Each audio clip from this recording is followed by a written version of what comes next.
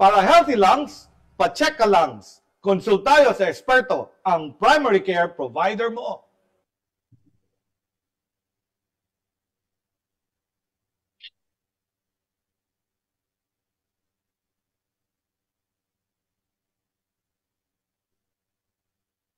Pilipinas, pa-check ka lungs!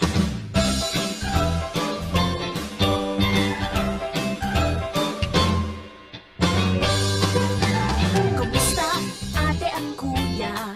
Maluwag ba ang paghinga? Inhale, exhale. Kumusta, tatay at nanay? Hingal-hingal ka ba? Otay, okay ka lang po? Kumain ng masusustansyang pagkain. Sapat na ehersisyo'y siguraduhin. Sigarilyo ay iwasan. Linisin ang kapaligiran. At kung may nararamdaman, sintomas na di maintindihan, night sweats, cough, lagnat at pangangailangan. Baka TB ang salari, huwag nang patagalin. Magpakonsulta ka na. Bago di malala-la-la-la-la, magpa-check ka na la-la-la-la lungs. Huwag maniwala sa kwentong barbero, doon tayo sa trusted healthcare provider. Saan tayo? Bago di malala-la-la-la-la, magpa-check ka na la-la-la-la lungs. Huwag maniwala sa kwentong barbero, doon tayo sa trusted healthcare provider. Pilipinas, para healthy lungs, pa-check ka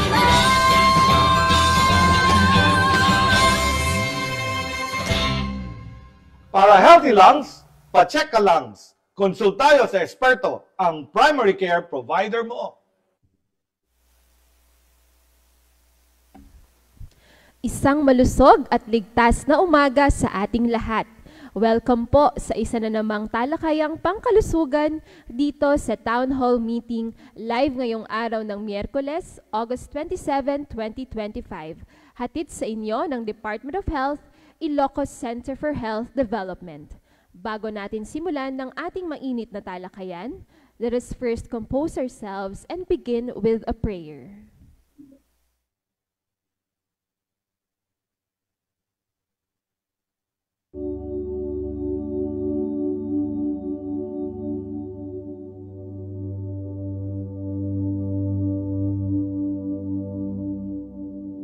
Our ever-loving Father, the core of every reason, the source of truth.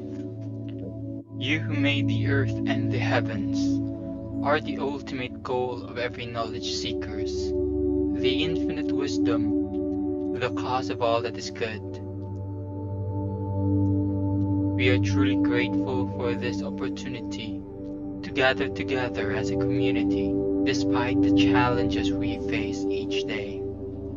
Yet you remained and gave us strength to carry on the responsibilities of bearing intelligence and using them for better purposes.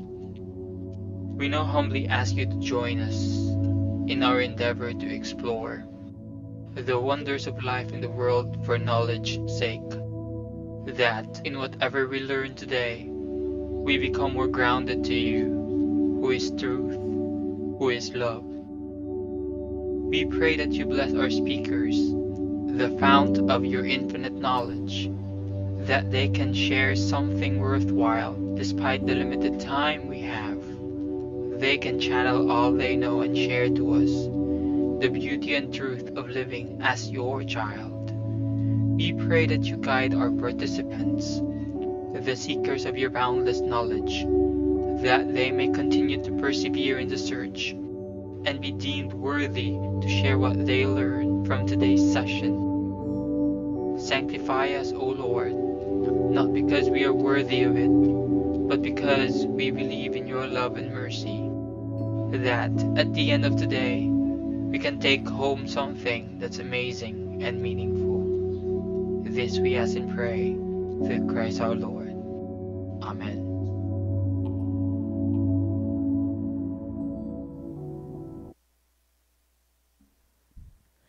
Muli ay isang magandang umaga po sa ating lahat. Kasalukuyan po tayong napapanood via Facebook Live sa DOH Ilocos Region Facebook page. Kaya naman, ano pang inaantay nyo?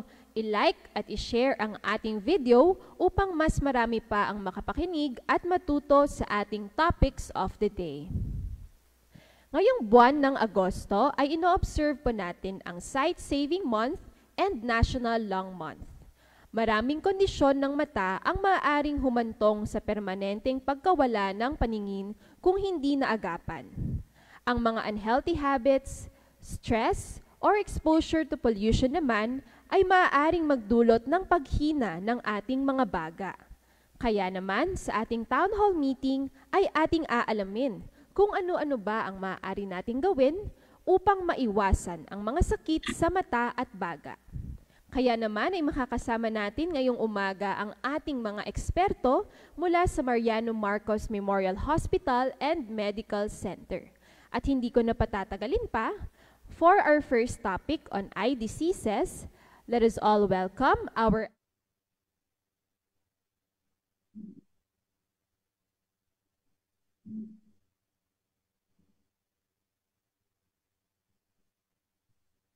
Hello ma'am, good morning po ma'am.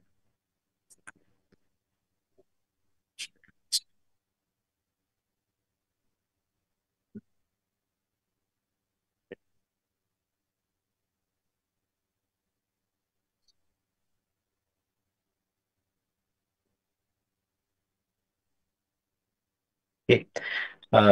Magandang umaga po sa inyong lahat. Ako po si Dr. Carl Alvin Corpus ng Mariano Marcos Memorial Hospital and Medical Center. Isa po akong ophthalmologist at atin pong tatalakayin ngayong umaga ay tungkol sa mga common na kondisyon sa ating mata. Sisimulan po natin ito sa harapan, sa anterior ng mata, patungo po sa posterior o sa likod ng mata. Una po sa lahat ay ang talukap at pilik mata. No, kadalasang mga kondisyon dito ay ang blepharitis, ang hordeolum at ang chalation. No, ang blepharitis ay ang pamumuo ng oil o langis, bacteria, o kaya naman minsan mga parasite sa ating mga pilik mata.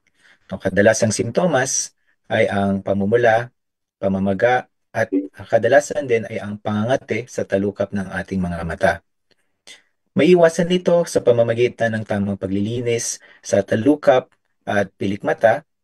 Ngunit kapag meron ng blepharitis ang isang pasyente, maaaring kumonsulta lamang sa isang ophthalmologist upang mabigyan ng tamang antibiotic at steroid na ointment. Okay? Meron din naman po tayo ng tinatawag na hordeolum. Ang hordeolum naman ay ang impeksyon sa sebaceous glands ng ating mata. Ito ay hawig sa tagiyawat sa ating talukap at ito ay namumula, masakit kapag nahahawakan at paminsan may nana na lumalabas. Okay, ito ay nagagamot gamit ng mga akmang oral antibiotics at topical antibiotics at ito ay natutulungan din ng paggawa ng pagwa-warm compress, no? Ito ay naiiwasan sa tamang paglilinis lang din ng ating mata or your tinatawag na eyelid hygiene. Ang chelation naman ay dulot ng pagbabara sa normal na secretion ng meibomian glands. No, ang meibomian glands ang naglalabas ng langis na kailangan ng ating luha upang hindi ito mabilis matuyo.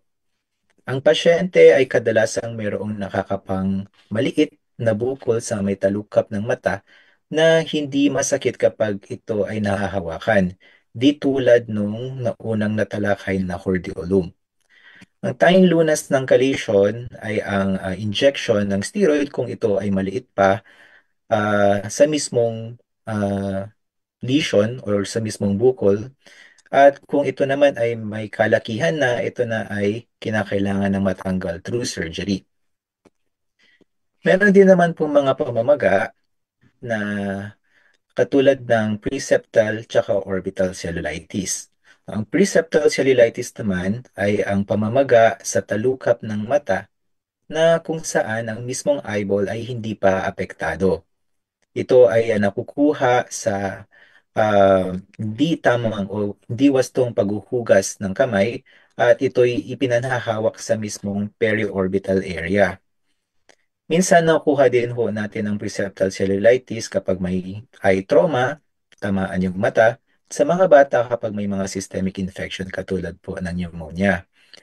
Ito ay aming ginagamot lamang ng akmang antibiotics at ito ay inoobserbahan dahil maaari po itong magprogreso sa mas malalang kondisyon tulad ng orbital cellulitis. Ngayon, ang orbital cellulitis naman ay maaari din makuha sa mga infection sa dugo katulad po ng pneumonia or other systemic infections. Kapag meron tayo ng tinatawag na recurrent sinusitis, history ng eye trauma, at simpleng infection lamang din sa ngipin, pwede pong magkaroon ng orbital cellulitis. No? Kasamang apektado dito ang buong mata, di tulad po ng preseptal cellulitis. Kaya naman, ang pasyente ay kadalasan ng makakaranas ng paghina ng paningin at kung mapapansin dito sa litrato sa right side ay mistulang meron ng pagluwa ng mata o yung tinatawag natin na proptosis. Okay? Antibiotics pa rin ang gamot, ngunit kailangan na itong dumaan sa ugat, sa swero. Kaya naman ang mga pasyente na mayroong ganitong kondisyon sa mata ay amin na kung ina-admit sa hospital dahil kakailangan po namin ng mga co-management sa mga iba't ibang departamento sa hospital din. Okay? Tungo po tayo sa puti naman ng mata, no? Kapag ang conjunctiva o yung puti ng mata ay nagsimulang mamaga, ito na ay tinatawag natin na conjunctivitis o kadalasan nating tinatawag na sore eyes. Merong iba't ibang klase ng conjunctivitis. Depende ito sa source ng conjunctivitis. Maaari itong maging viral, maaari itong maging bacterial or allergic. Ang viral conjunctivitis ay isa sa mga pinaka-common na conjunctivitis na nakukuha sa exposure sa viruses. No? Ito ay mabilis na nakakahawa at ang kadalasang simptomas ay ang pamumula, pangangati, at watery discharge sa mata. Mabilis lamang itong maiwasan sa tamang paghuhugas ng kamay o paggamit ng rubbing alcohol at nakakatulong ang cold compress sa mga ganitong kondisyon sa mata. Ang bacterial conjunctivitis naman ay nakukuha din sa hindi tamang paglilinis ng kamay, your poor eyelid hygiene, at ang kaibahan nito sa viral, meron na po tayong mapapansin na yellowish na discharge o nana sa mata. Ito din ay amin ginagamot ng antibiotic na eye drops. Pero pwede itong maiwasan sa simpleng paghuhugas, tamang paghuhugas lamang ng kamay. No? Meron din tayong allergic type. No? Ito ay hindi type ng conjunctivitis na hindi nakakahawa, ngunit ito ay makate, mapula, at may kasamang watery discharge katulad din ng viral conjunctivitis. Common ito sa mga pasyenteng may history ng seasonal allergies. Kaya naman, since ito ay allergies, ito lang din ay nagagamot ng mga topical na antihistamine na eye drops. Makatulong din ang regular na paglilinis sa mga kagamitan sa loob ng bahay para ito ay hindi magpabalik-balik. Okay?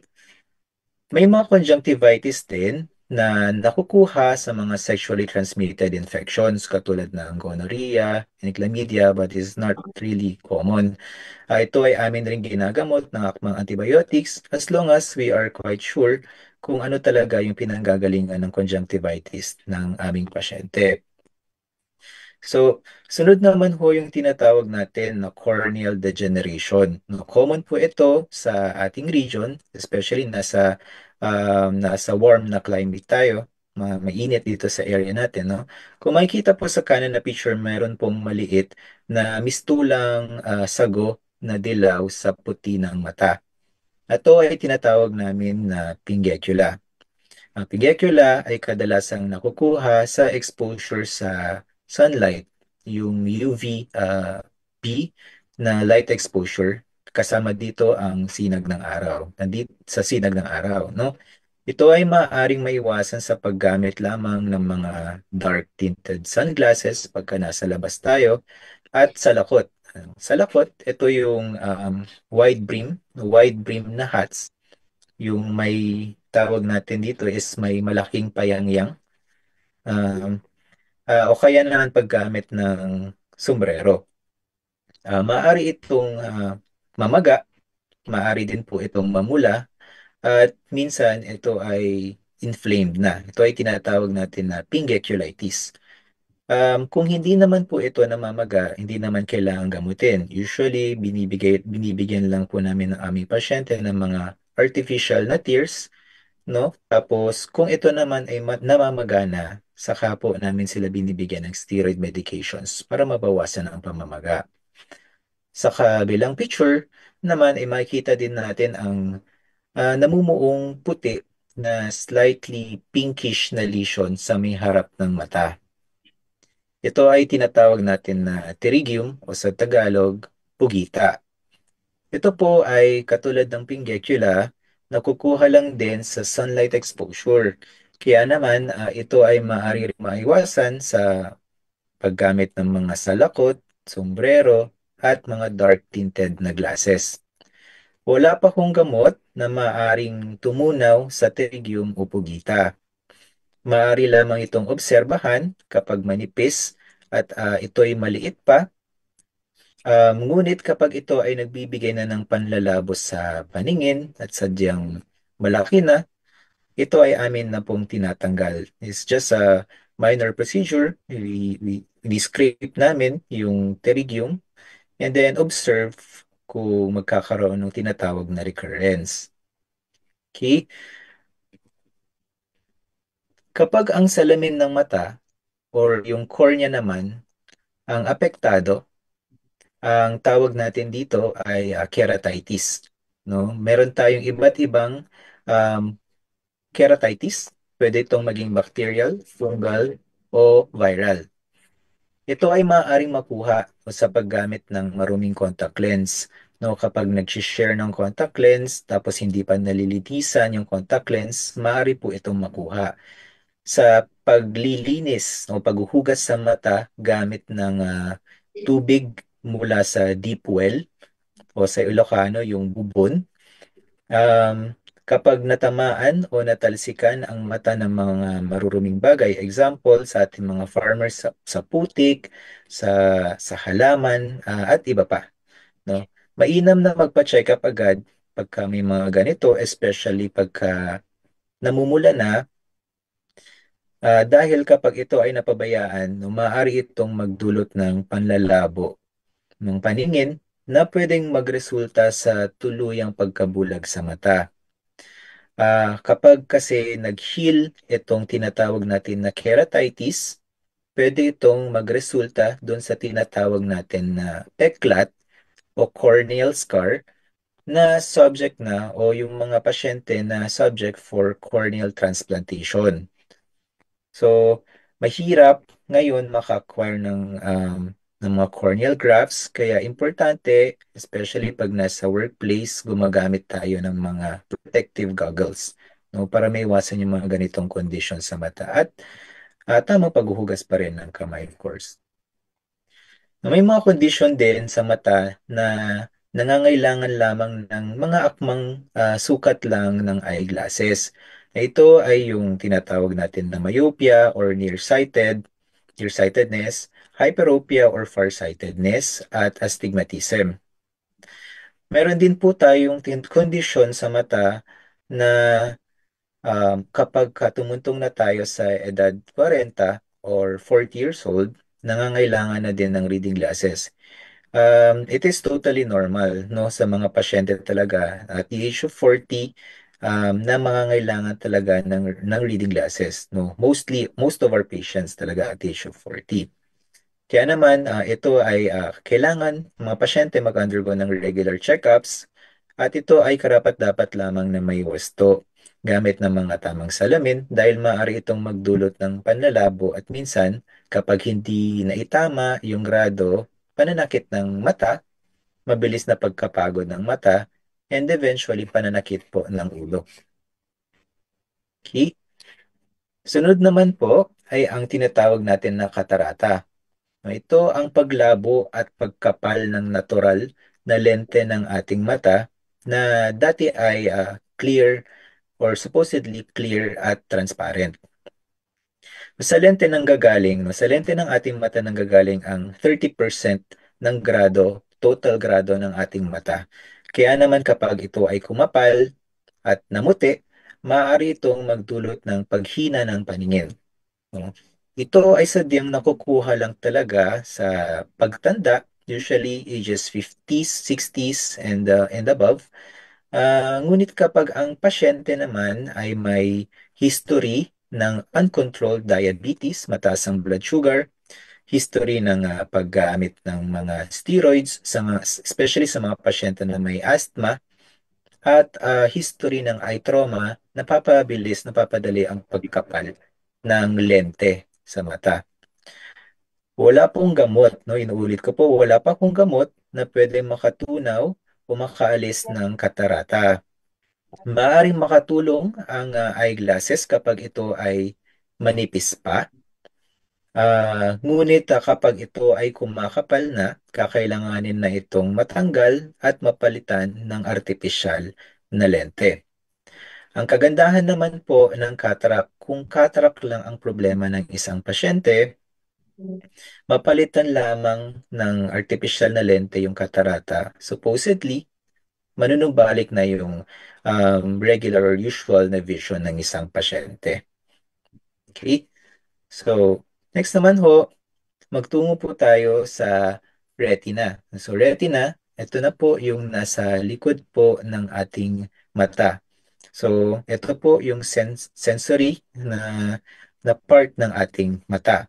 So, sa mga diabetic patients po natin, mainam din na at the time na madadiagnose tayo, malalaman natin na meron tayong diabetes, dapat ay mag-undergo na for a screening ng diabetic retinopathy. Ang diabetic retinopathy ay resulta ng pagnipis o paghina ng mga vessel wall, yung mga blood vessels, yung mga maninipis na vessels sa likod ng ating mata, which is your retina. Bakit? No? Dahil ito sa pagtaas ng blood sugar sa ating katawan. Maaari itong, since mahina ang vessel wall, maaari itong magdulot ng pagdurugo sa retina, pamamaga ng macula o yung sentro ng paningin, at minsan umaabot na ito sa vitreous hemorrhage. No? Simptomas na maaring maramdaman o mapansin ng isang pasyente ay ang, of course, diabetic siya, tapos may bigla ang paglabo ng paningin, o kaya naman may mga nakikitang patches na itim-itim na dispersed sa different areas ng visual field. Ito ay may iwasan sa tamang kontrol ng blood sugar, ngunit kapag may diabetic retinopathy ng isang pasyente, at na-screen, inaalam ng ophthalmologist o kami kung ito ay non-proliferative o kaya yung proliferative type.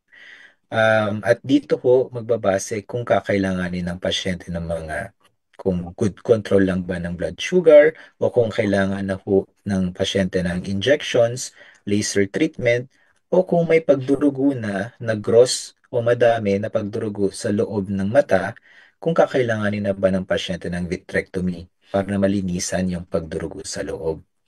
Kaya po, napakahalaga po ng visual screening sa mga pasyente na matataas ang blood sugar. Kasi this is preventable. No? Makita lang ng maaga, hindi po aabot sa further complications sa mata. Okay? So, meron din tayo ng hypertensive retinopathy. So, the name itself, no, ang hypertensive retinopathy ay maaari magresulta sa pagdurugo sa retina kapag ang pasyente ay may mataas na blood pressure, uncontrolled na blood pressure. Kaya part din sila ng screening namin sa fundus o sa retina. Resulta ito sa pagkasira nung tinatawag natin na blood retinal barrier. Kaya may pag-leak ng mga liquid, mga fluids at dugo sa retina. Maaari din itong maging dahilan ng biglaang paglabo ng paningin. Kaya importante ang blood pressure control sa katawan. Kapag po may mga nakikita, kapag po may mga nakita tayong mga ganito, mga patches, no, sa mismong sentro ng paningin, mangyaring magpakonsulta din agad-agad sa ophthalmologist dahil maaari pong meron na po tayo nung tinatawag na problema sa macula. Ito po yung tinatawag natin na age-related macular degeneration.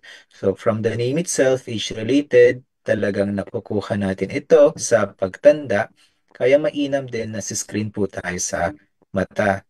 No, ito ay kondisyon sa mata na kung saan ang sentro ng paningin may mga ganitong nakikitang patse-patse. No, minsan ito ay itim, minsan ito din ay puti. Nangyayari ito dahil nababawasan na ang kapasidad ng ating mata na alisin yung mga waste products sa ating retina dahil sa pagtanda. Ito yung mga drusense, no? Yung mga puti-puti na makikita natin sa retina on the right side. Ito po yun yung mga accumulation ng mga waste materials, waste products sa loob ng mata. Maaari ito mapabilis kapag tayo ay may exposure sa paninigarilyo. Maaari din sa second-hand smoking. Ito ay pwedeng maging non-exudative type o yung tinatawag na dry type. Pwede din itong maging exudative kapag malala na o yung wet type. No, ito yung wet type, ito na yung may pagdurugo sa retina na din. Okay? So for non-exudative, kung ganito lang naman, simpleng ARMD, binibigyan lang namin ng mga pasyente ng mga vitamins with lutein, zeaxanthin, yung mga supplements for the eye.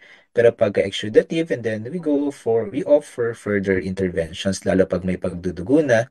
Kasi kung apektado na talaga yung central vision, may ganitong kalaking dugo, talagang magre-resulta siya sa ganitong visual field ng pasyente, ng paningin ng pasyente. Okay? So, lastly ho, no, huli pong pag-uusapan natin yung glaucoma. No? Ang glaucoma naman ay ang unti-unting pagkasira ng optic nerve o yung ugat naman ng mata. No? Nangyayari ito dahil hindi maganda ang control ng pressure sa ating mata. Meron tayong dalawang klase, yung open type tsaka closed na type or closed angle na glaucoma. Both types po, ang pangunahing culprit ay ang pagtaas ng pressure sa mata. Ang glaucoma ay maaaring namamana at progresibong lumalala habang tayo ay tumatanda. So, maaari itong magdulot ng, sa pasyente, maaari magkaroon ng pananakit ng mata, gradual o paminsan bigla ang paglabo ng paningin at pamumula sa mata. So, eye pain ang isa sa mga frequent complaints ng mga pasyente. Pero most of the time, madami sa aming pasyente na huhuli lang namin incidentally with glaucoma na pala. No, kaya napakahalaga ng ophthalmologist na ma-screen ito dahil kapag ito ay napabayaan, maaari itong magresulta sa permanenteng pagkabulag ng mata kung hindi na kita agad. No? Wala pa pong gamot sa glaucoma at pwede lang natin itong i-prevent or i-mitigate yung kanyang pagprogreso o paglala. Kaya naman, may mga gamot na tayo since ang problem natin mataas na pressure, may mga gamot na tayo na pwedeng gamitin pampababa ng pressure sa mata. Kaya lang may mga advanced cases din ng mga glaucoma na kapag ito ay sobrang lala na, ang ginagawa namin, we try to consider surgeries or laser treatment upang makontrol na ang pressure sa ating mata. No? So, yun. So yun, maraming salamat po sa pakikinig. No? Ngayong Sight Saving Month po kasi, gusto lang din namin pong ipaalala kami mga ophthalmologist na hindi po natin kailangang antayin pa rin na meron po tayong maramdaman sa mata bago ho magpapa-check up. No, mainam na may regular check-up lang din po sa mata upang maalagaan lang din po at hindi magresulta sa pagkabulag. So, yan. Uli po, maraming salamat po. Ayan, so napakarami po nating natutunan on eye health. Thank you very much, Dr. Carl Alvin, sa isang napaka-insightful and eye-opening discussion on eye diseases. So ngayon naman po, Doc, marami na po tayong questions sa ating Facebook Live. Yan, so babasahin ko na po, Doc, if okay lang Okay po sa po. inyo. Ayan, Sige so for our first question po from Sir Anton Rivera, totoo po ba na pwedeng lumabo ang mata dahil sa sobrang paggamit ng cellphone o computer, Doc?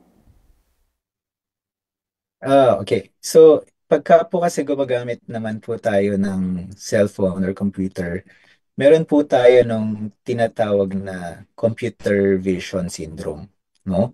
Ang computer vision syndrome or yung tinatawag natin na parang digital eye strain, no, nagkakaroon ng fatigue sa ating mata. Normal lang po na hihina yung paningin ng ating mata kasi bukod sa fatigue, napagod na yung mata, magkakaroon din po nung tinatawag natin na panunuyo, dryness o dry eye syndrome. Kaya ho, parati po naming inaabisuhan yung mga pasyente namin na nasa working group, no, o kaya mga pasyente na nag-aaral na gawin yung tinatawag na 20-20-20 rule. Yung 20-20-20 rule is you try and relax your eyes um, every 20 minutes for 20 seconds by looking 20 feet away.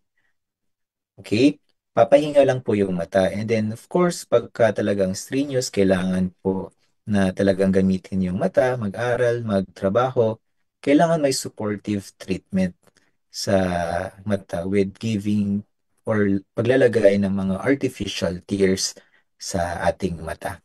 So, totoo naman talaga na nakakalabo siya ng paningin pagka masyadong nakababad. No? Kailangan mo lang talagang ipahinga yung mata. Okay?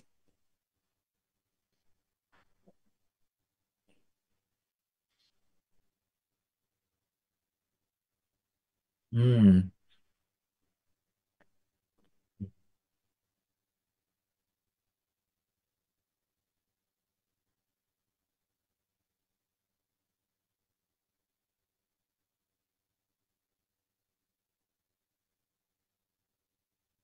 Okay.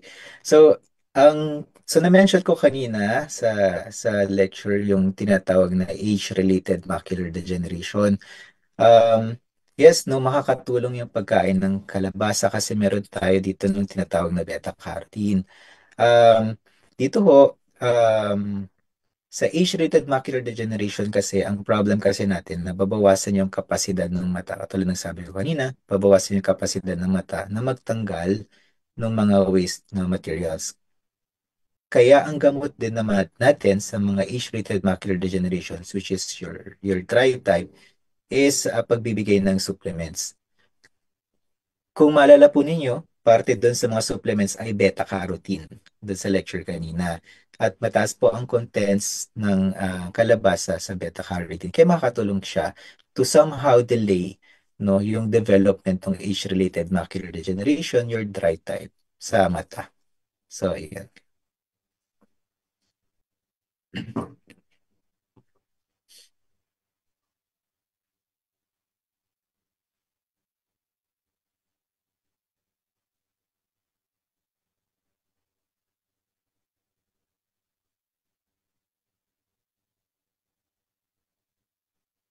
Hmm.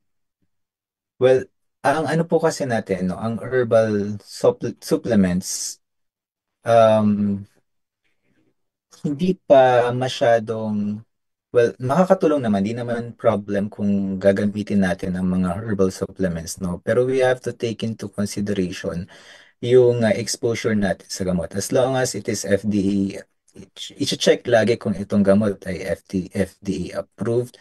Kasi sa amin po, sa ophthalmology, mas mainam pa rin ho talaga na ma-examine muna ang ating mata para makita natin kung kailangan ba natin i-take yung mga certain gamot. Kasi titignan natin, are we doing harm sa katawan by taking the herbal supplements?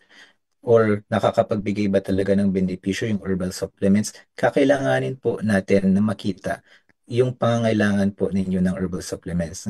So far kasi ngayon, sa ophthalmology, ang tanging binibigyan lang din po namin ng supplements, no, not even herbal supplements, no, ay ang age-related macular degeneration, no? Pero we do not, di naman namin ina-advise na hindi na itigil ang mga herbal supplementation as long as it's not causing too much damage na dun sa filtering areas ng katawan, like for example, your kidneys. Okay? So sa pag-aaral, yung sa macular degeneration, ang binibigyan naman talaga namin ng supplements ay macular degeneration.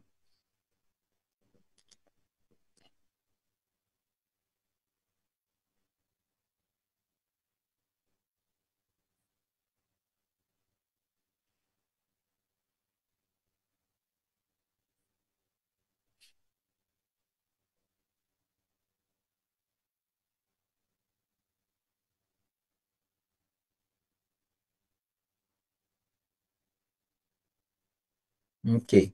So, sa first question, no, at the age of, before 40, kung wala naman pong nararamdaman, at least annual, nakakapagpa-check up every year, every 2 years.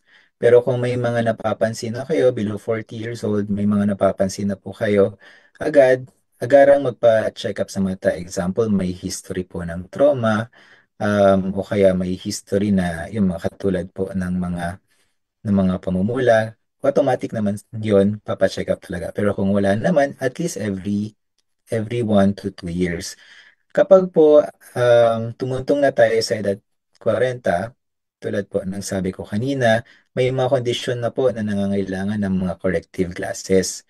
So, mainam din na at least every 6 months to 1 year nakakapagpa-check up na din po tayo sa mata para na ma-monitor na sa screen natin for any development, any progressions or problems sa mata. Kasi karamihan sa mga problema natin sa mata ay nakukuha talaga sa pagtanda, no? Regarding dun sa second question, meron pong mga libreng check-up na na-offer naman ng mga DOH hospitals, no? Magtungo lang sa mga DOH accredited hospitals um, para makita ang ating mga mata. So, yan.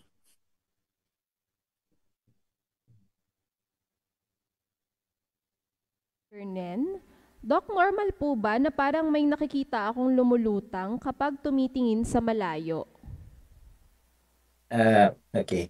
So, kadalasan ho, ito ay nakikita natin sa mga pasyente edad 50 patas din, no? Ito yung mga tinatawag po natin na floaters. Ang floaters ay disintegration o kaya yung pag-disintegrate ng tinatawag natin na vitreous sa loob ng mata. Konting review lang po, no? Ang vitreous po kasi, ito ay 99% water at may mataas na collagen content, no? Ang consistency natin dito para siyang gelatin type o kung yung egg white, no? Kung may imagine po ninyo yung egg white, para siyang ganon, pero transparent. Ngayon po, ang nangyayari po kasi kapag ho tumatanda po tayo, nagde-decline yung collagen component ng ating vitreous. Kaya naman, may mga certain areas na natatanggal. May mga certain parts ng vitreous na natatanggal. Yun po yung mga lumulutang sa loob ng mata. Ngayon, para kung makakita ho kasi tayo, kailangan po natin ng ilaw kasama po ng object images na nakikita ho natin. Pag pumasok yung ilaw sa loob ng mata natin at tumama siya doon sa natanggal na area, no, natanggal na part ng vitreous na lumulutang, magkakaroon siya ng shadow sa likod. Yung shadow ngayon, yun yung nasa sense ng mata natin. Okay, so normal po yan. Tawag po natin dyan is posterior vitreous detachment. Kaya lang ho, syempre meron din naman po tayo mga watch outs pagka mga ganyan. Kasi kapag ho dumarami o masyadong mataas yung pagdami ng floaters mo, o kaya naman may mga nakikita ka na flashes, no? Mga biglang flashes pagka mga sudden head movement, o kaya biglang tumalon kami nakikita ng flashes, kasama ng mga floaters, kakailanganin na po nating ma-screen yung mata.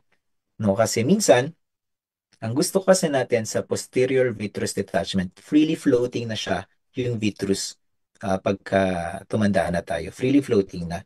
Pero at a young age kasi, ang vitreous natin nakadikit pa siya to certain points sa ating retina. No? So minsan, nakadikit siya masyado at minsan nakihila na niya yung ating retina. Yun lang din po yung babantayan po ninyo sa inyong floaters, no? Kapag meron po itong number one, pagdami ng mga floaters, bigla ang pagdami ng floaters. Pangalawa, yung flashes of light na may kasamang paglabo po ng paningin. It can be normal, but then kailangan po natin po itong mas-screen din. Thank you, Doc. So for our last two questions naman po, from Miss Meryl Christine de la Vega, kung may hypertension po ba or diabetes, mas madali po ang chance na magkaroon ng katarata or glaucoma. Paano po ang prevention? Okay. Sa hypertension po, well, hindi pa naman siya masyadong directly correlated. Mas directly correlated po ang uncontrolled, no? We have to qualify it, no? Mas directly correlated ang uncontrolled diabetes. Pag sobrang taas po ng blood sugar po natin, kasi meron po tayo ng accumulation ng tinatawag na sorbitol. Yung sorbitol, yung sugar plus protein. Nag-accumulate siya dun sa supposedly clear na lente ng ating mata. So, tama po, no, mas mapapabilis po yung development po talaga nung katarata kapag po meron po tayong diabetes. No, to control it, of course, yun yung katulad nga ng sabi ko kanina, foundation talaga ng mga ganitong problem. Number one kasi is ang katarata is nakukuha sa age. That one we cannot control. So, syempre, sa diabetes, kailangan po ninyo mapababa yung blood sugar. Tapos, isang source din kasi ng pag-develop ng cataract is your exposure to UV light. So, mainam din kapag ho nasa labas, sobrang tirik yung araw, gumagamit po tayo ng sunglasses. Plus, decrease exposure ng mga chemicals and katulad ho ng paninigarilyo. Yung mga ROS, reactive oxygen species, kasi madami dun sa sigarilyo na pwedeng mag-accelerate dun sa development ng katarata bukod pa doon sa diabetes po na pinag-uusapan natin. Naman po, Doc, gaano po ka-safe ang LASIK surgery and may chance po bang bumalik sa dati ang grado ng mata? Okay. Ano nga po ba yung LASIK surgery? No, ang LASIK surgery, ito po ay ang pagbabawas o pagtatapyas ng cornea, nung salamin ng mata. Ang cornea po natin ay dito ho nanggagaling. So kanina na-mention ko, 30% ng grado nanggagaling po sa sa ating sa ating lente. Ang cornea naman, salamin ng mata, makikita nyo dito sa picture, yan yung cornea. 70% ng grado dyan nanggagaling. Okay, ang ginagawa po natin, tinatapyasan po natin, no, yung salamin ng mata para ho mag-improve na ang ating vision. Ngayon, may mga iba't ibang ways in doing refractive surgery. Isa doon ay ang LASIK. Ang LASIK, linilift, no? Linilift natin yung epithelial part o yung superficial part ng cornea. Linilaser yung ilalim, tapos binabalik din po. Okay? So relatively, itong procedure na ito ay one of the safest na corrective refractive surgeries sa ating mata. Kaya lang, kailangan po na proper screening pa rin ng isang refractive surgeon. So usually, ang screen natin dito, ages 18 pataas. Tapos, yung grado hindi pa palit-palit in a span of 1 year. Isa yon sa mga dalawang part ng mga screening, no? Ito po ay safe, ang LASIK. Meron pa hong mas safe na procedure. Ang tawag po natin doon is SMILE, no? Lenticular extraction po yon. Mas maliit po yung area na may hiwa, na may laser. Ah, Kaya ito naman, yung SMILE naman ho, ay lesser yung chances na mag-develop ng dry eye. Ang magiging kalaban lang po talaga natin sa LASIK for the first 3 to 6 months after your LASIK is yung dryness. Kaya naman, yung mga refractive surgeon natin, nagbibigay lang din po ng mga artificial tears for tulong sa mata para hindi magpatuyo. So, it's relatively safe. It's very safe actually. Interested po na magpa-LASIK surgery. Safe naman daw po according to Doc.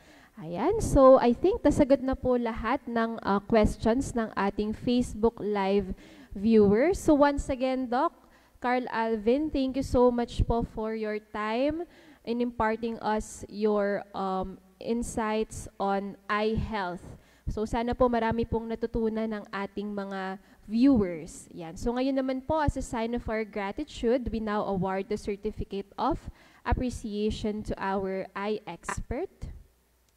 So let me just read the content.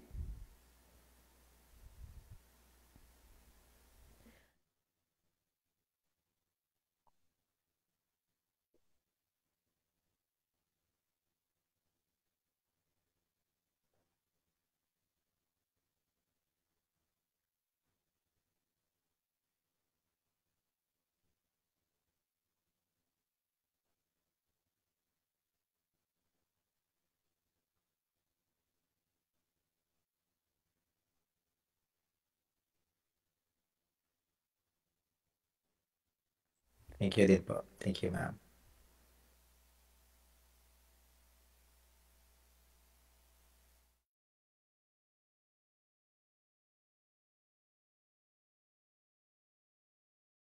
Lung expert pulmonologist of the Mariano Marcos Memorial Hospital and Medical Center, let us all welcome Dr. Sheila Grail G. Mandayas. Hello, good morning po. Yeah. Yeah. So, proceed na po ako, ma'am. So, good morning po everyone sa mga nasa Facebook Live po natin. As introduced, ako po si Dr. Sheila Ganangan, isang pulmonologist, isang pulmonary rehabilitation specialist po dito sa Mariano Marcos. Now, maraming uri po ng sakit sa baga ang maaring dumapo sa atin, kat po ng hika na kumikitil sa ginhawa ng paghinga, ang tuberculosis na tahimik na kumakalat sa komunidad, at pulmonya na biglang nagpapabagsak ng ating immune system.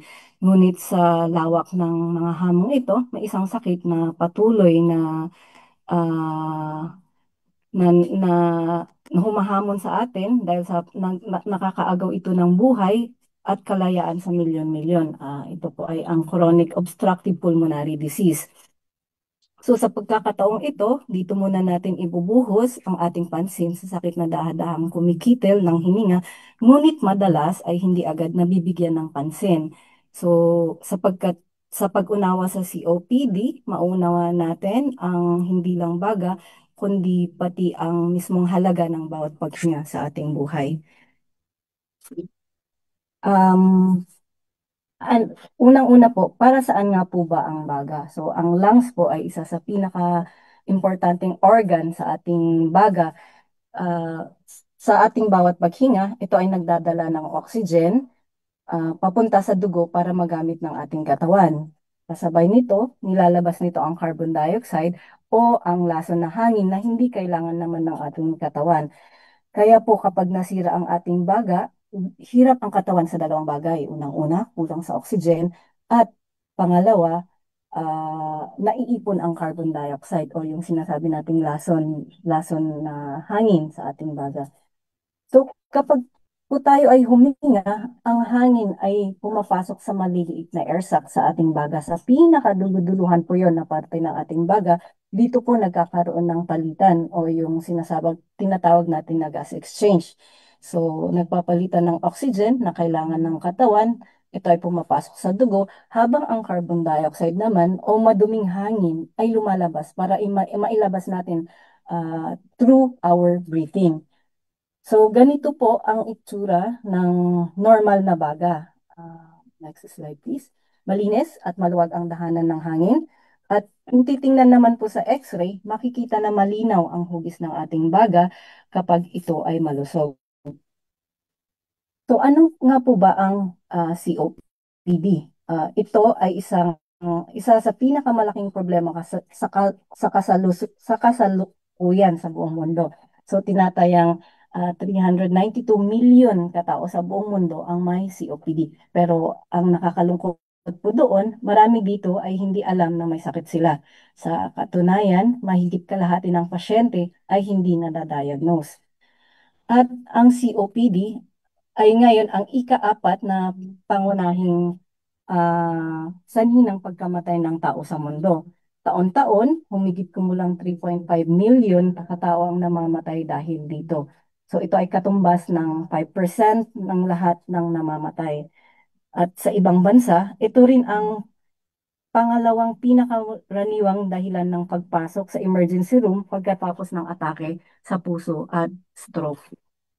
So, hindi lang baga ang apektado. Ang ibig sabihin, ang taong mayroong COPD ay kadalasang namamatay hindi lang sa problema sa paghinga, kundi pati sa sakit sa puso at ugat, gaya nga ng nabanggit kanina na atake at stroke.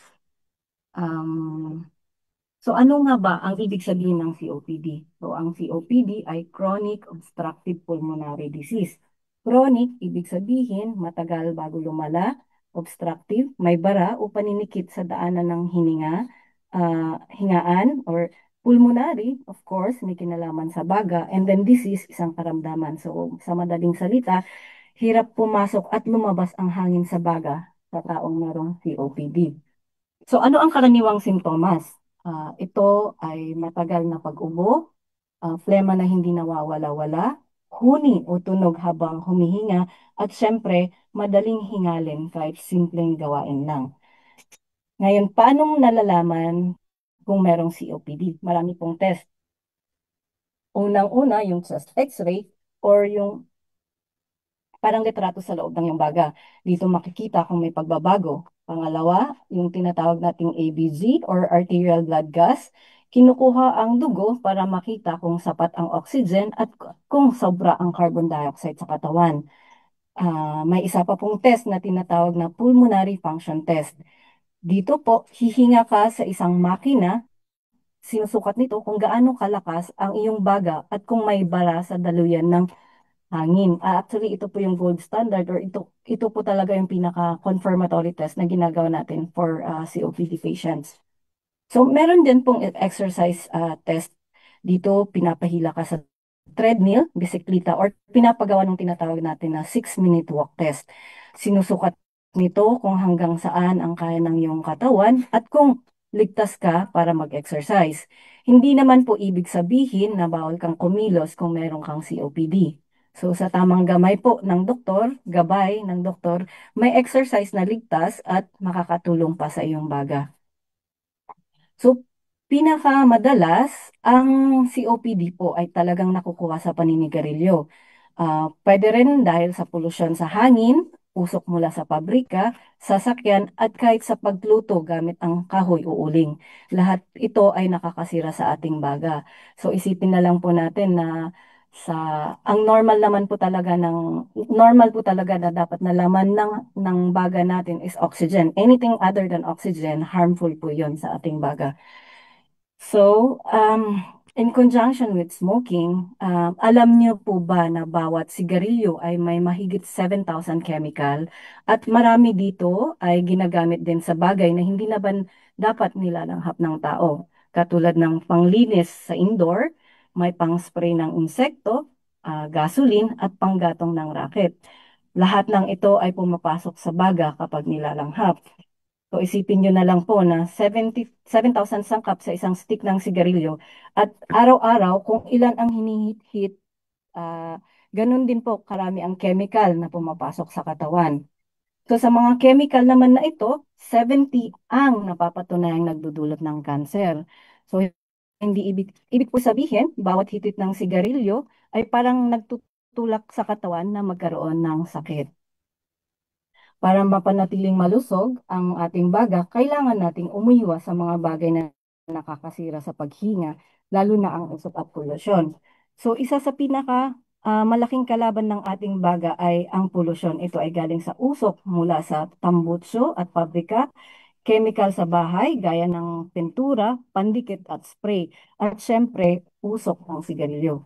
So kapag araw-araw nga namang nalalanghap mo ito, para bang unti-unting nilalason ang ating baga.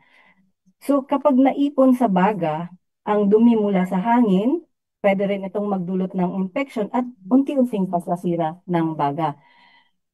Ang carbon monoxide mula sa usok ng tambutso at sigarilyo ay pumapasok sa dugo at inaagawan ito ng oxygen. Kaya mahina ang katawan at madaling mapagod.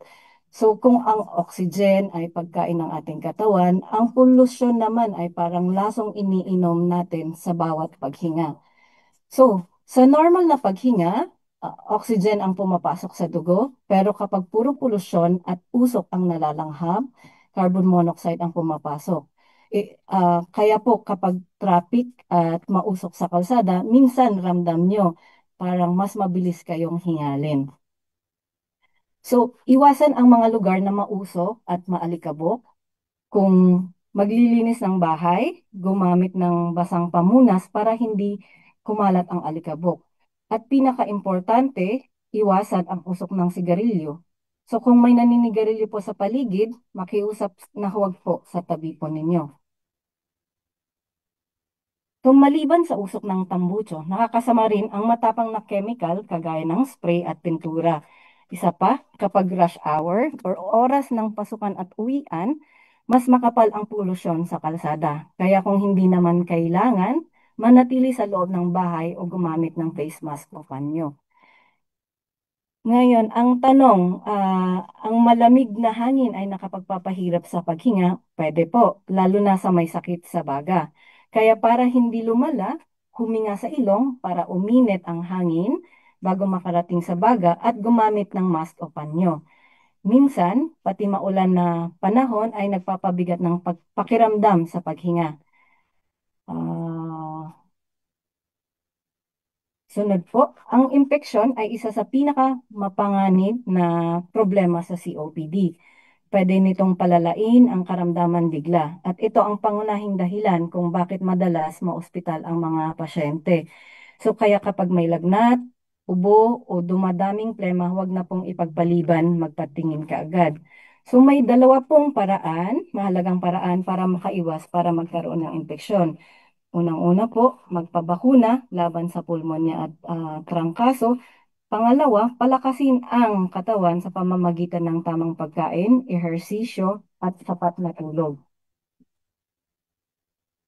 So, kapag may COPD po, delikado po ang infection sa baga. Kaya dapat bantayan ang mga senyales ito katulad ng lagnat at panginginig, mas matinding hingal kaysa sa dati, mas malakas ang ubo kasi ibig sabihin nagtatrabaho po ang ating baga na gustong ilabas yung plema po sa baga po ninyo.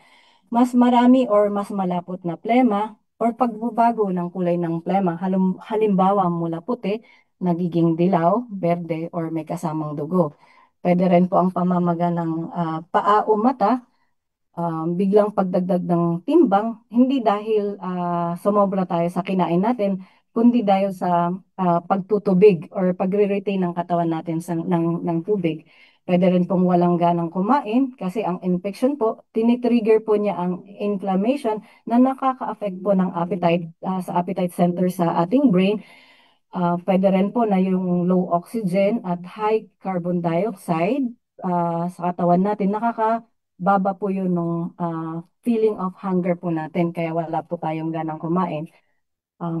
Pagkahilo o sobrang antok, posible po dahil mababa na yung oxygen sa katawan natin, or pwede rin po na mataas na yung carbon dioxide sa dugo, which affects yung brain function po. So, too much po na carbon dioxide, nakakapagpatulog po, or it causes confusion po sa mga COPD patients. Pag sumasakit din ang ating ulo, pwede rin pong, lalo na po sa umaga po talaga, pwede pong sign po yun ng mataas na masyado ang carbon dioxide. So yung minsan mga COPD patients namin na nadadala sa emergency room, dahil po minsan naisip nila, akala nila na stroke, kasi dun nga po, tulog po sila pagdala po sa ospital, yun pala pag na-check, mataas masyado yung carbon dioxide sa dugo nila. So kapag may ganito, wag lang hintayin lumala, magpakonsulta po kaagad. And of course, kapag may infection, sundin po yung prinsipyo ng right medications, right dosage at the right time. Ito po yung pinakalaging bilin namin sa mga COPD patients namin. Huwag po hihinto sa paggamit ng mga inhalers kahit na magaan ang pakiramdam, maliban na lang kung sinabi ng doktor. Lalo na po maulan po ngayon, this is not the right time po to stop your medications.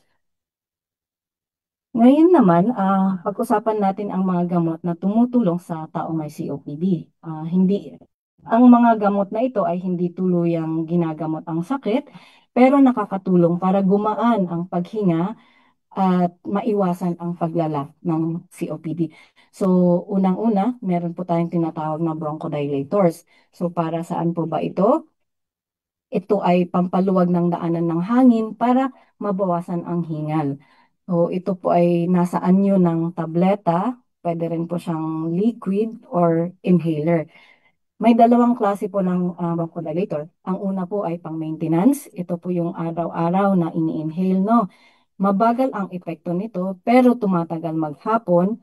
Kaya kahit wala pang hingal, kailangan tuloy-tuloy yung paggamit para protektado ang baga. So, usually, ang onset ng maintenance medications natin ay nasa 15 to 20 minutes. Tapos ito ay kadalasang nagtatagal siya ng meron pong iba 12 hours, merong iba 24 hours. Kaya depende po yung gamot sa gamot po ninyo na ang instructions po ng doktor, pwede pong 2 puffs 2 times a day. Minsan po 1 puff once a day. Yun po yung 24 hours, yung 1 puff once a day. 2 puffs naman 2 times a day, yun yung 12 hours na tumatagal. So, meron din po yung tinatawag natin na rescue or yung pang-emergency. Ito ay mabilis na nagpapaluwag sa daanan ng hangin, pero nananatiling ano lang siya, short acting lang siya. So, usually ang onset of action niya ay nasa 5 to 10 minutes, at kadalasan naman tumatagal siya sa nasa 4 to 6 hours. So, ito po yung lagi naming inuulit-ulit sa mga patients po namin, kasi minsan po akala nila yung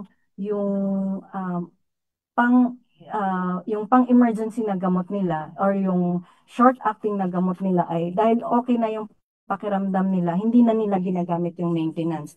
Mali po yun. Kasi yung short-acting, ano lang po yun, pang-emergency cases lang po siya actually. So, like po sa high blood, pag sinabi pong meron kayong maintenance, pareho lang din po yan sa COPD. Pag sinabi pong maintenance, gamit niyo na po yan araw-araw. Okay? Kahit po okay po yung gising niyo, kahit po maganda yung pakiramdam. So, meron din pong steroids. Ito ay gamot na nakapagpapabawas ng pamamaga sa daanan ng hangin. Pwede itong tableta o inhaler. Siyempre, mas maganda ang inhaler kasi mas kaunti ang side effects kumpara dun sa tabletas. So, lilinawin ko po, usually yung ginagamit po namin sa COPD is yung inhaler po na steroids, no?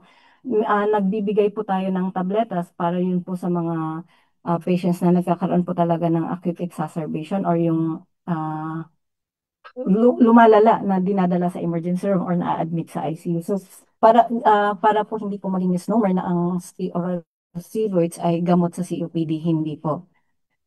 Ngayon kung may infection gaya ng lagnat, ubo at makapal o naninilaw na plema, binibigyan naman po ng antibiotics ang isang pasyente. So, importante po na tapusin ang reseta, huwag hihinto kahit bumuti ang pakiramdam, maliban kung yung doktor na po yung nagsabi na itigil nyo na po yung gamot. So, uulitin ko po, kung may COPD, kailangan agad kumonsulta sa doktor. Kapag may mga palatandaang ito, may lagnat, mas kapos ang paghinga kaysa sa dati. Kasi ang COPD po, baseline po talaga nila is meron po silang hingal. Pero alam po nila yon, malalaman nila na parang parang mas lalo akong hinihingal ngayon, patingin na po kaagad kayo sa doktor pag ganun po. Or kung may naririnig na pagsipol or wheezing, or mas madalas yung pag-ubo. So, ibig sabihin po nito, posibleng may infection at dapat maagapan. So, para sa mga malalaang COPD, minsan kailangan ang oxygen therapy. So, ito ay nakakatulong para hindi bumaba ang oxygen sa dugo at para hindi mapagod ang puso at katawan. At ang paggamit ng oxygen ay hindi dahilan para tumigil sa pagkilos. Importante na sa may COPD ang manatiling aktibo pa din. May mga maliit na tangke na pwedeng dalhin kung mamamasyal. So, ibig pong sabihin, pwede pa rin lumabas at gumalaw ng ligtas. Hindi rin po totoo na kapag naka-oxygen ay malapit nang mamamatay. Ito po kasi yung mga misconceptions, no? Ang oxygen ay hindi po tanda ng katapusan, kundi gamot na nakapagpapahaba ng buhay ng may COPD kung tama ang paggamit. So, wag po tayong mahiya kung naka-oxygen po tayo. Kapag nireseta ng doktor, ibig sabihin po, kailangan po ng katawan po ninyo yon. Dahil ito ay nagbibigay ng mas maayos na tulog, mas aktibong paggalaw, mas mahabang buhay. And mas nakakahiya naman po na alam natin kailangan natin ito pero hindi natin ginagamit. Ang oxygen po ay hindi kahinahan, ito ay lakas at dagdag buhay. So may dalawang importanteng bakuna para sa may COPD. Unang-una po yung influenza vaccine para ito po ay iwas trangkaso. Lalo na po sa panahon ngayon, kailangan po natin yung influenza vaccine po talaga. Pangalawa, yung pneumonia vaccine para hindi magkaroon ng pulmonya. So, ang isipin na lang natin na ang bakuna ay parang training na katawan para lumaban sa sakit bago pa ito ay umatake. So, ang flu vaccine ay inuulit taon-taon at ang pneumonia vaccine naman ay every 5 years po binibigay. So, paalala lang po kung magpapabakuna, dapat po nasa optimal or in good health po kayo. Hindi po kayo nilalagnat or hindi during the time na mababa po yung resistensya po ninyo. So, at least give it time, lalo na po kung kakadischarge nyo lang sa ospital or nagkaroon kayo ng exacerbation, bigyan niyo po ng panahon yung katawan po ninyo na makabawi at least 2 to 4 weeks or pinakamainam po of course mag-follow up kayo sa doctor niyo para sa advice kung kailan po mainam na kayo ay magpa-vaccine po. Okay. So ano naman po ang nebulizer? Ito ay isang makina na ginagawang usok ang gamot para madaling malanghap at makarating sa baga. Para ito sa mga pasyenteng hirap gumamit ng inhaler or kapag malala ang hingal. So paano ito gamitin?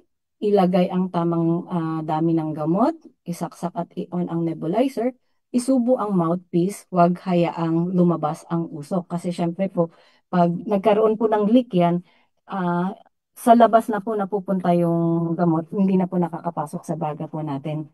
No?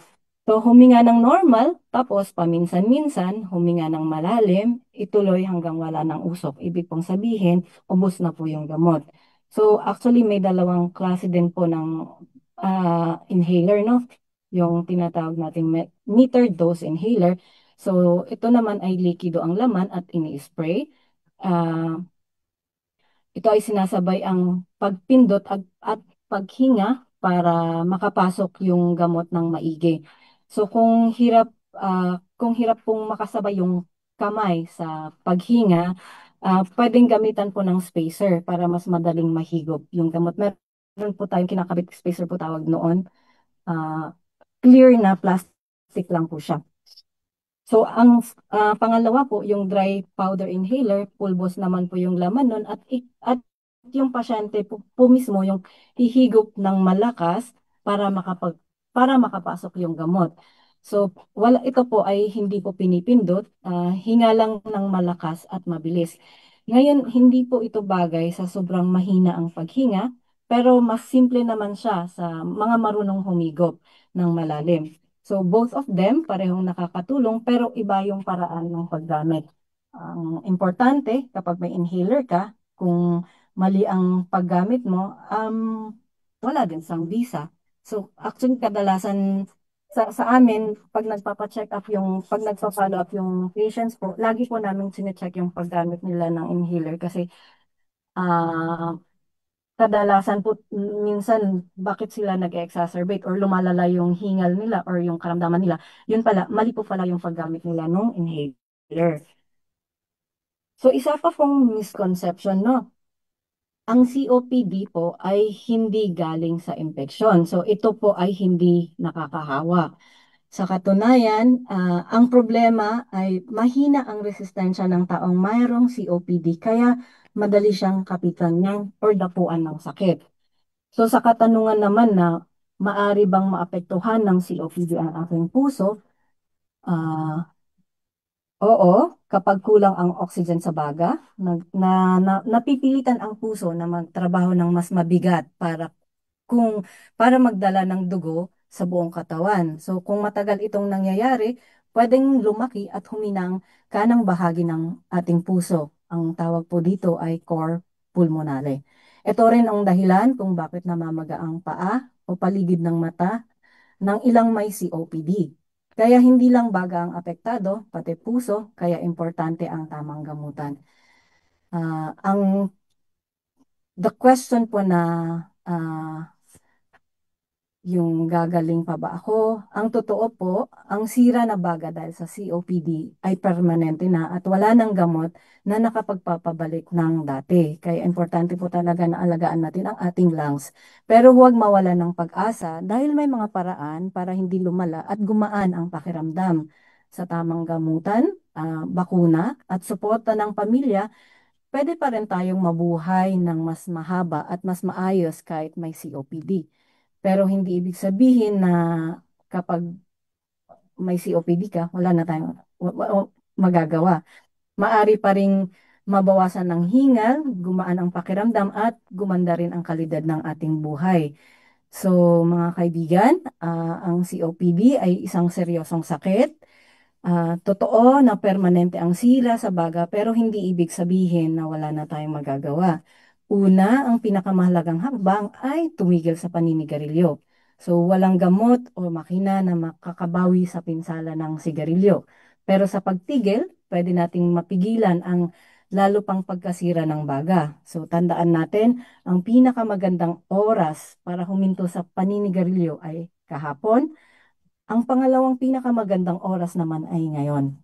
So, ikalawa, malaking tulong ang pulmonary rehabilitation. So, ito ay kombinasyon ng ehersisyo, tamang paghinga, nutrition at education. So, stress out ko po. Importante po yung nutrition sa mga COPD patients. Kailangan nyo din pong makita po ng isang specialista sa nutrition, no?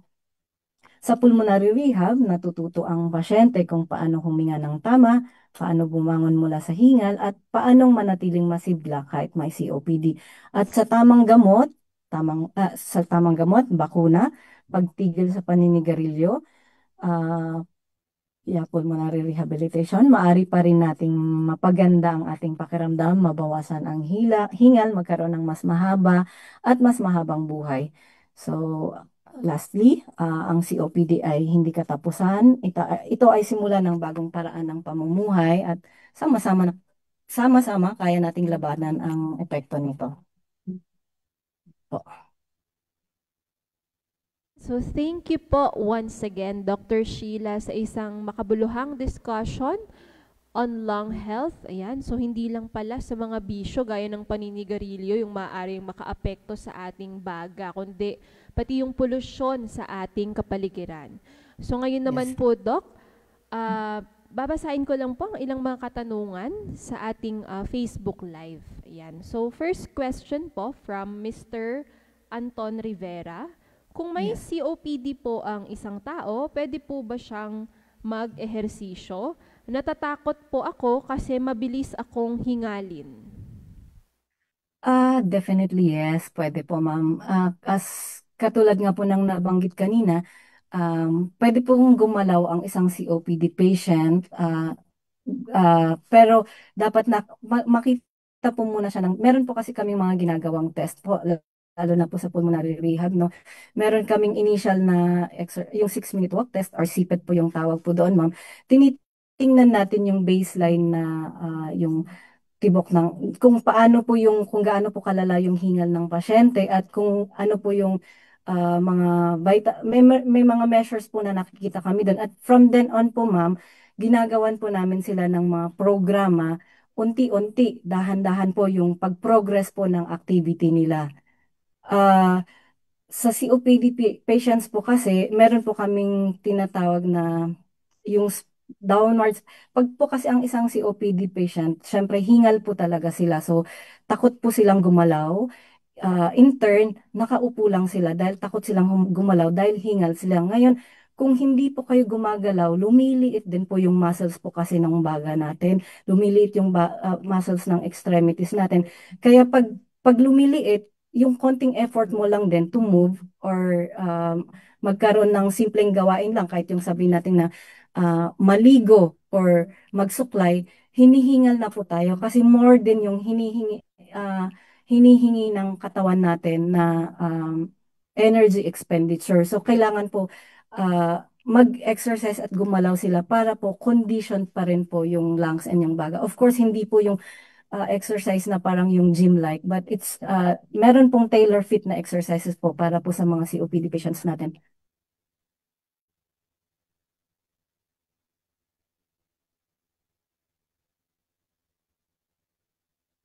I-ano ko lang po ma'am no, for his benefit or benefit po ng other patients po na may hingal. Kung wala po kayong access sa pulmonary rehab, actually pwede po meron pong Facebook page ang different centers po natin. I think sa lung center po meron po silang Facebook page yung sa pulmonary rehab wherein meron pong mga instructions doon, little instructions kung paano po yung tamang paghinga, tamang paggalaw. Meron din po naman sa mga ibang centers na who offers pulmonary rehabilitation, no? Para hindi sila limited na ayaw na nilang lumabas sa bahay. Yun po kasi yung kadalasan na pag may mga patients po na nakukuha kami, yun po yung kadalasan na nila, complaints po nila. Thank you po, Doc, for that information. Yan. So for our next question naman po, Doc, from Sir Honorio Rivera, naranasan ko pong madaling mapagod at hingalin kahit wala akong hika. Normal po ba ito o dapat magpa-test na ako? Well, of course, it's not normal, pero kasi hingal po, sabi niya ma'am, no? Ang hingal po kasi not necessarily from the lungs po. Pwede pong manggaling sa puso. Actually, it can be from other sources. Pero ang COPD, ang kadalasan po talaga nila na complaint talaga is hingal. Pero si sir po, I would suggest na magpakonsulta po siya para ma-pinpoint natin or makita natin kung saan po nanggagaling yung hingal po niya. So from Miss Michelle Arcegono naman po, Doc, for our next question. May tatay po ako na may COPD at hirap huminga. Ano po ang pinakamabisang paraan para gumaan naman ang kanyang pakiramdam? Oh, like I said, mas better po of course na magpa-check up para makita kung depende po yun nga po, meron pong mga diagnostic test to check yung kung COPD po talaga, and second from that, kung COPD po siya, kung ano po yung, meron po kasi kaming mga sinatawag na grading po for COPD, and from then on, depende po kung ano po yung gamot na pwedeng ibigay po kay sir. Oo.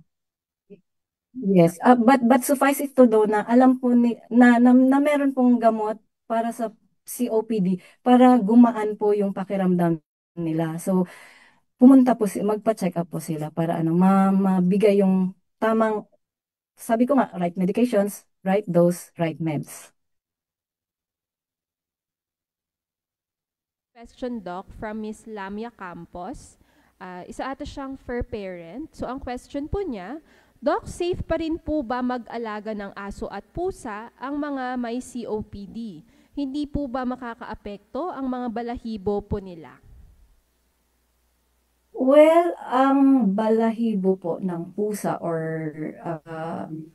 aso, more po natin siya, yung effect po nun, more of, nakikita po natin siya sa mga asthmatic patients po, no? Kasi nagre-react po yung airways po nila kung nai-inhale nila or na-expose sila dun po sa mga animals. Pero pwede rin po na kung ma-irritate po yung lungs ng isang COPD, pwede rin po yun na mag-cause ng inflammation nga po, and then magkaroon po ng simptomas. But it does not necessarily cause po yung COPD. Ayan, thank you po, Doc, for clarifying that. And then, for our last question na lang po, Doc, from Mr. Paulo De Vera, pwede po ba magka-COPD kahit hindi naninigarilyo? Paano po ito nangyayari? Yes. Yes and yes and yes. So, katulad po ng nabanggit ko, pwede rin po yung exposure from pollution, from chemicals, from paints, anything po actually na nakakapag anong pang tawag? Basta yung logic po na supposedly dapat hangin lang, oxygen lang yung pumapasok sa baga natin. So kung merong ibang pumapasok doon, it can cause damage. Pero specifically pag sa COPD po, yun po, kahit hindi po naninigarilyo, yung meron po tayong tinatawag na yung biomass fuel, yung uling na pangluto, isa po yun sa mga notorious or proven na nakakapag-cause po ng COPD and all other chemicals. More on sa environment na po yun, Doc, no? So, kailangan din Yes. nating tingnan ko ano yung mga chemicals na na-expose po tayo. Ayan. So, thank you po, Doc. So, actually, yes po, Doc. May I just add, kasi ito kasi yung kadalasan din natanong sa akin, sa amin, ng mga patients yung tungkol sa diet nila, no? So, lagi kasi nilang tinatanong ano po ba yung pwede at hindi po pwede sa kanila. So, unang-una po, yung mga gas-forming foods po, yung mechanism po kasi nan, syempre pag nagbo-bloat po yung ating katawan or yung ating abdomen, napupush po niya yung lungs pataas. Kaya po nahihirapan yung mga patients na with COPD, nahihirapan silang huminga. Isa din po yung mga acid forming na foods na pwede rin pong makapag-trigger ng ubo sa pasyente. In turn nga po, ubo sila ng ubo, nagkakaroon po sila ng hingal. So, yun po.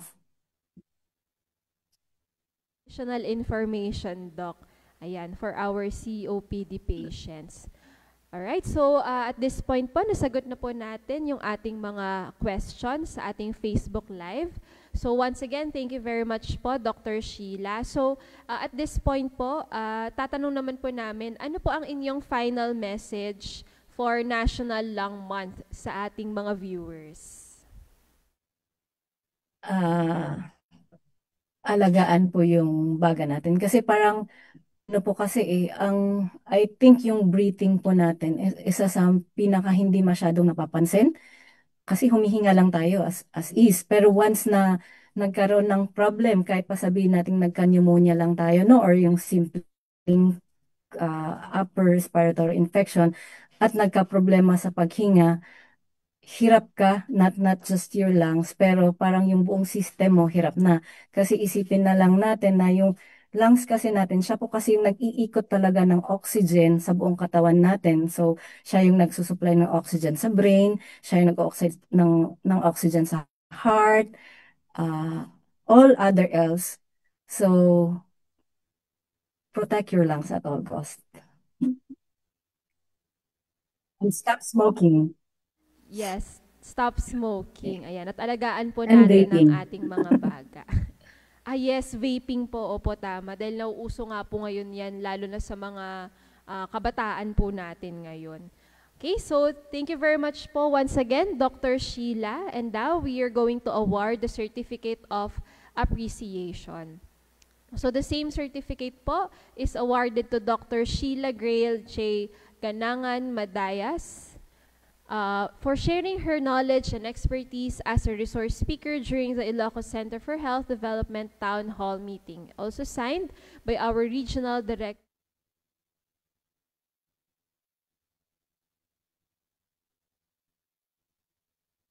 Thank you, ma'am.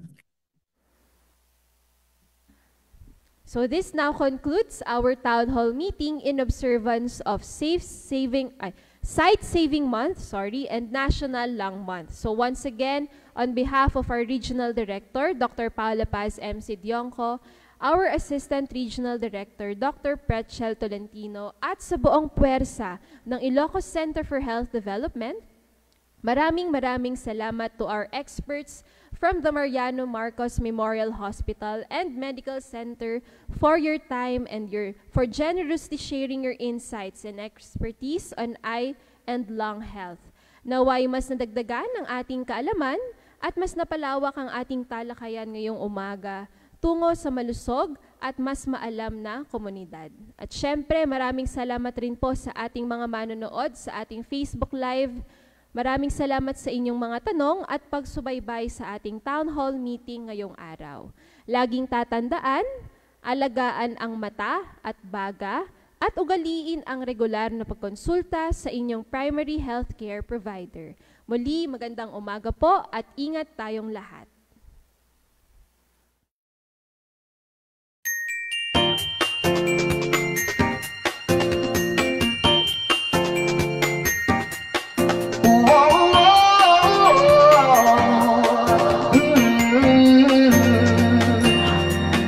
Kamusta ka?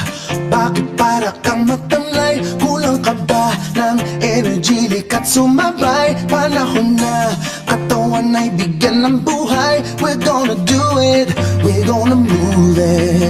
Tayo na sama-sama nang bigyan ng pansin. Katawang naghihintay, nagisingin natin. Tamang diet at exercise, unahin natin. We're gonna do it, we're gonna move it. Huwag laging nakaupo, tumayo't gumalaw. Pwede namang maglakad at pwede rin sumayaw. Kung gusto mo sasabayan pa kita, ako't ikaw ay magsasaya, magpapasigla. Mag-exercise tayo nang sabay-sabay. Itaas ang mga kamay at iwagayway. Gumalaw up and down, round and round, side to side. Mag-exercise tayo, Healthy Pilipinas.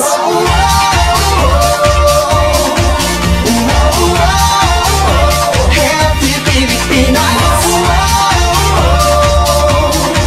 Mag-exercise tayo, Healthy Pilipinas. Kailangang healthy ang kinakain natin.